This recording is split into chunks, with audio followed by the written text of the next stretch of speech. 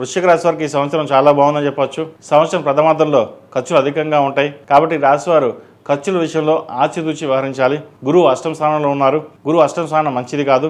ఆర్థిక పరంగా అప్పులు చేయవలసి రావచ్చు. ఆరోగ్యపరంగా జాగ్రత్తలు తీసుకోవాలి. నూతన పెట్టుబడుల విషయంలో కూడా ఈ రాశివారు సంవత్సరం ప్రథమార్థం కంటే ద్వితీయార్థంలో పెట్టుబడులు పెట్టడం అనేది చెప్పదగినది. మధ్యవర్తి సంతకాలకి దూరంగా ఉండడం, మీ ప్రయత్నాలకు తగిన గుర్తింపు లభించకపోవడం అనేది ఉంటుంది. అదేవిధంగా జూన్ 2 నుంచి గురువు భాగ్యస్థానంలోకి మారుతారు.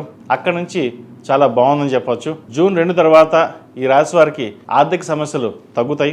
ఆదాయ మార్గాలు పెరుగుతాయి. రుణాలు చాలా వరకు తీర్చగలుగుతారు.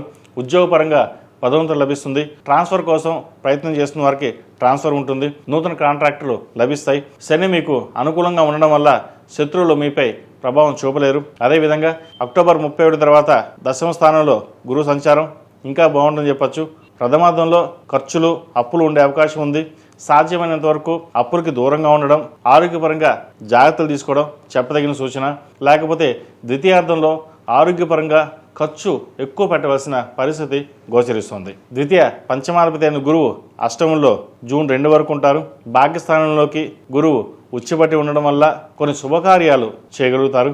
సంతాన అభివృద్ధి బాగుంటుంది. సంతానంలో ఒకరికి ప్రభుత్వ పరంగా ఉద్యోగం వచ్చే అవకాశం గోచరిస్తోంది. ఎప్పటి నుంచో మీరు కన్న కళలు ఈ సంవత్సరం నెరవేరుతాయి. ముఖ్యంగా గృహ సంబంధించిన విషయ వ్యవహారాలు సానుకూలంగా ఉంది. సాఫ్ట్వేర్ రంగంలో ఉన్న వారికి, వైద్య వృత్తిలో ఉన్న వారికి, అదేవిధంగా సినీ కళారంగంలో వారికి ప్రథమార్థం కంటే ద్వితీయార్థం బాగుందని చెప్పొచ్చు. కష్టం తగిన ప్రతిఫలం వీళ్ళకి ఉంటుంది. దశమ స్థానంలో కేతు ఉన్నారు. దైవ దర్శనాలు ఎక్కువగా చేసుకుంటారు. దైవభక్తి ఎక్కువగా ఉంటుంది. ప్రతిరోజు ప్రతినిత్యం హనుమాన్ చాలీసా పఠించడం, అదేవిధంగా గణపతి స్వామివారికి గకారక అష్టోత్తరంతో గరికతో పూజించడం చెప్పదగిన సూచన. అదేవిధంగా ఈ రాశిలో జన్మించిన విద్యార్థులకు విద్యాపరంగా చూసుకున్నట్లయితే శని 5వ ఇంట్లో ఉన్నారు కాబట్టి విద్యార్థులు కష్టపడితే కానీ ఫలితం అనేది దక్కుతుంది. ఏకాగ్రత నిలుపుకొని ప్రయత్నాలు చేయాలి. విదేశీ విద్య కోసం ప్రయత్నం చేస్తున్న వారికి జూన్ 2 తర్వాత మంచి అవకాశాలు కలిసి వస్తాయి. విదేశాల్లో ఉన్నవారికి ఉద్యోగ ప్రయత్నాలు ఏదైతే చేస్తున్నారో మార్చి తర్వాత మంచి ఉద్యోగం వచ్చే అవకాశం గోచరిస్తుంది. ఈ రాశిలో జన్మించిన స్త్రీలకు ఈ సంవత్సరం ప్రథమార్థం కంటే ద్వితీయార్థం బాగుంటుంది. వృత్తి వ్యాపారాలు బాగుంటాయి. అయితే ప్రథమార్థంలో ఆరోగ్యరీత్యా కొన్ని జాగ్రత్తలు తీసుకోవాలి. వ్యాపారం అంతంత మాత్రంగా ఉంటుంది. ఉద్యోగం పర్వాలేదు అనిపిస్తుంది. మీరు కష్టం తగిన ప్రతిఫలం మటుకి ప్రస్తుతం ఉండదు. మార్చి తర్వాత కొంత మంచి ఫలితాలు ఉండే అవకాశం లేకపోలేదు.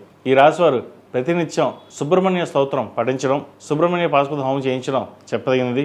అదేవిధంగా 11 మంగళవారం నాడు సుబ్రహ్మణ్య స్వామికి అభిషేకం చేయించడం, అలాగే సుబ్రహ్మణ్య స్వామి రూపు కానీ కంకణం కానీ ధరించండి. మంచి ఫలితాలు సాధించగలుగుతారు.